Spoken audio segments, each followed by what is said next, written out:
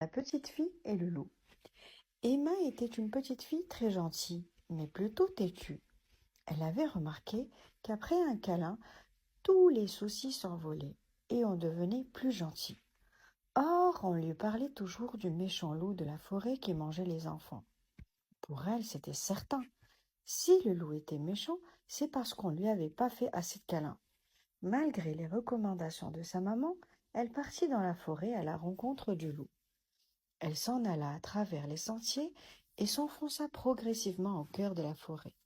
Au bout d'un certain temps, elle finit par rencontrer le loup. Il s'apprêta à bondir vers elle, mais Emma, très sûre d'elle, lui tendit les bras et lui décrocha un sourire plein de tendresse.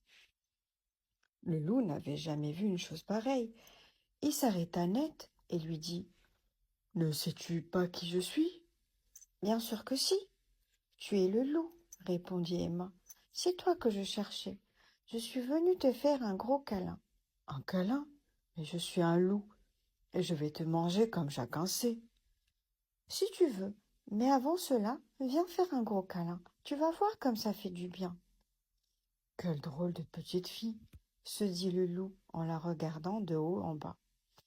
Son instinct lui dictait de sauter sur elle pour la manger, mais sa curiosité le poussa à accepter la proposition de la petite fille. Il la mangerait plus tard. Les voilà donc en train de se prendre dans les bras, ou plutôt dans les pattes en ce qui concerne le loup. D'abord, il trouva cela ridicule, mais au bout de quelques secondes, le loup se sentit envahi par une étrange sensation. C'est vrai que ça fait du bien, pensa-t-il.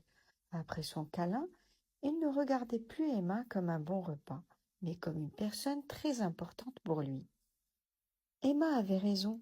Grâce à son courage et sa ténacité, elle avait guéri le loup de sa méchanceté. Il ne dévora plus jamais personne.